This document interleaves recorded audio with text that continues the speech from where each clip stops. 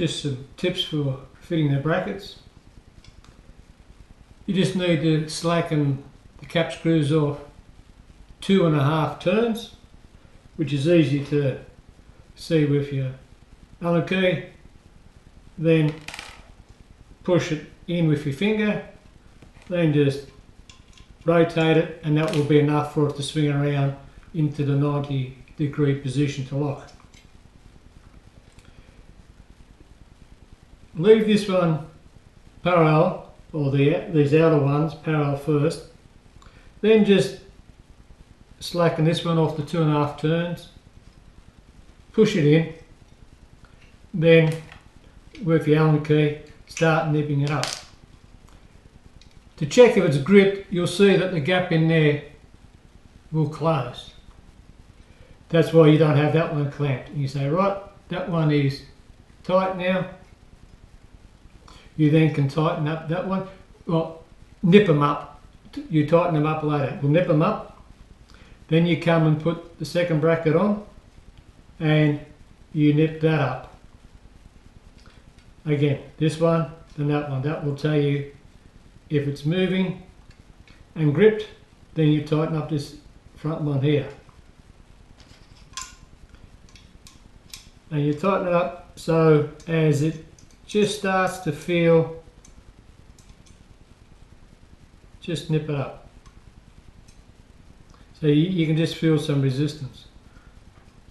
So you put on these two brackets to this arm, this extrusion, then you put this bracket onto this extrusion, so you have 3 brackets connected to 2 extrusions.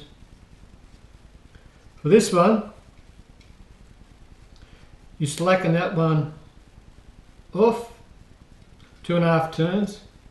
You then rotate that nut 90, and then you feed this extrusion in on the angle so it will then grip it.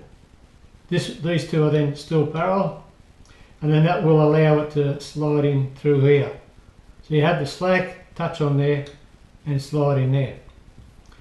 Then just nip up this one again, so as you can see, no gap. Rotate that one 2.5 turns until it's loose, push it in with your finger, then start to tighten it and it will then start to nip up. Then you'll see there should be no gap. Check that all these other ones are then turned to the 90 degrees and nip them up. Then on a flat surface, make sure it's not distorted. On a flat surface, tap it down. Also push it in together and then tighten them up. Go around and make sure each one is tight. You'll notice that you don't bend your Allen key because you'll snap the plastic. But make sure you've checked that all of them are tight. Now,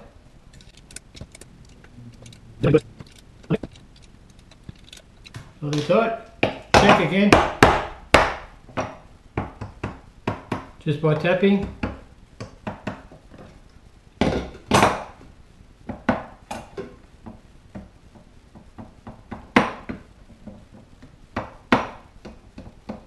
Now, you'll notice that maybe this lip is up on this particular one, this one's down, this one's touching one corner, that's not, this one is touching on all corners.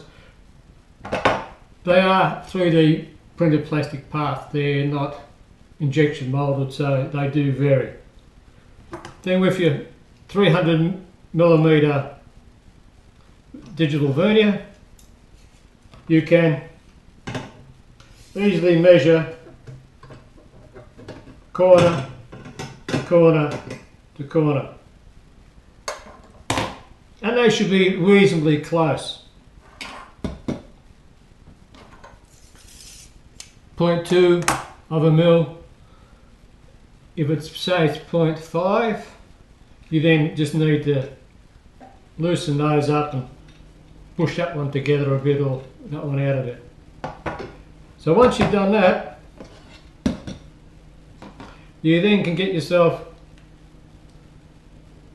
digital angle gauge and measure the angles. This table here is bench tilts 0.4 degrees, 0.04, right? So you do your calculations and you add it up, and if it's an equilateral triangle, it should be 60, 60, 60. So this one's 0.4, this should be 60.4, and this one should be 59.6. But when you write it down, you work it out, it doesn't add up to 120. And the reason for that is simple. It's only an equilateral triangle if these are in this position. All these would have to be exactly the same. This can tilt in, and this one could tilt in, and the bracket can still be fitted, but because of a curve here and a curve there, that one could curve down, that one could curve up, you will get a variation. But the important thing, and by the way, don't put the arm in like I did with this one. I just showed it as a demo to show you how easy it fits once it's filed in. But you also need to do the same with this frame. And when both are finished, you need to make sure that they fit and they don't rock.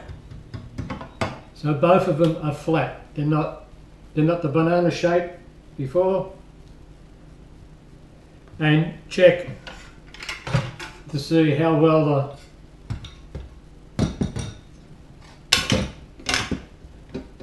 those holes line up. You can check it by eye.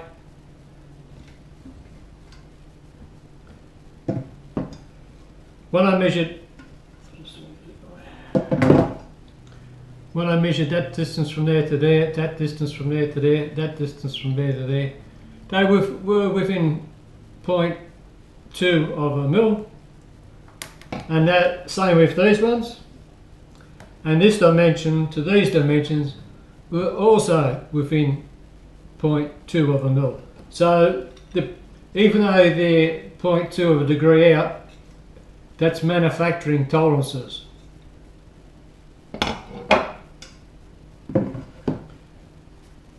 I checked the perpendicularity of the upright, and that there is about half a degree out.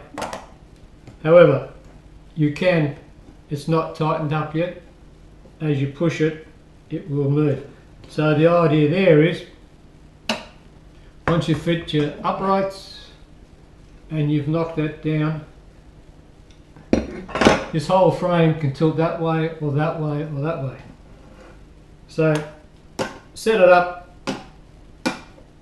on a flat surface, do your measurements, and then find out which way it's leaning. And then tend to push these across. Then nip up your nuts, measure it again, and if it's correct, tighten it. If it's not, push it up. You may have to push one way over, tighten it in the correct position, and then that will be harder for the others to move. But this needs to be perpendicular to the print table, the print bed, otherwise it will start to go up like that, and the software you think you're going up straight, and these can go that way. Also, like I said before, you might have the lean that way and the lean that way, and instead of being a straight parallel sided item, it could corkscrew up. So a little digital gauge, check how you go, then you can just mathematically calculate how much it's out that way. So I'll just go ahead and put the rest of this together. Some of these screws may be difficult to remove once you've put in the rollers and your motors and that type of thing. So put them in last, check your frame up, make that adjustment, and then when that's perfect, you then can put all your add-ons in. I've just put the extrusions in, just push them by hand while this was up that top. So the tops are then flush with the flat surface. So I know that's now flush. I started to push that in by hand, turn it over, and then just pushed them down till they were flush, and then just made sure that these verticals were touching that one, and then I just pushed that one back. You have to make sure you put this on the right way. There's some hexagonal recesses for the nuts. They go to the inside. So then you just get your digital gauge, saying 0.3 there, put it up the top, 0.3 there. So we know that both sides, that's 0.2, that's 0.3. So that could either be where this is aligned, that still can sit like that on the plastic bracket. So for these we'll say 0.3, which means this angle here 89.8, 89.4, 89.6. So we know that's almost 90.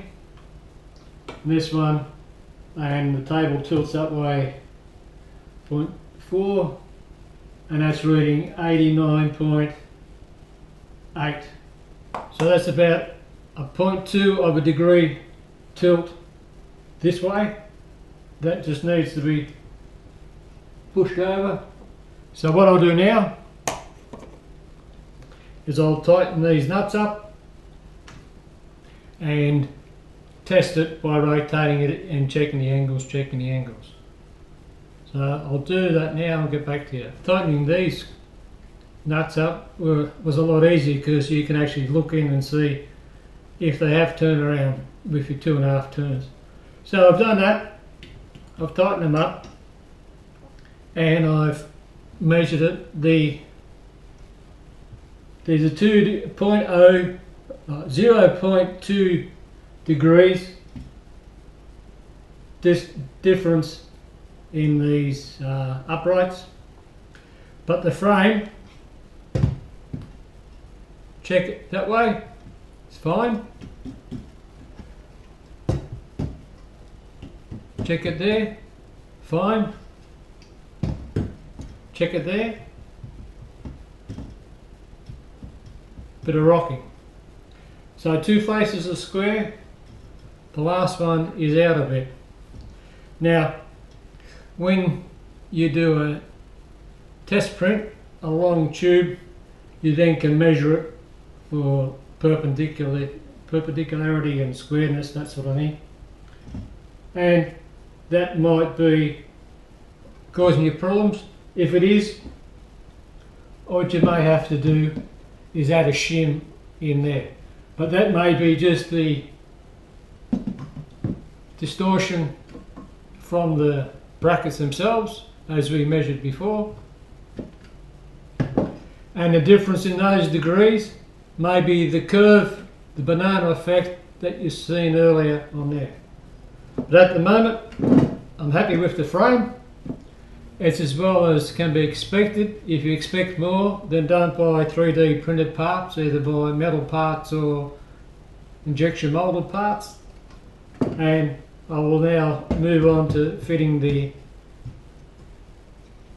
guide, idler, pulley assemblies and the stepper motors. So that will be the next stage.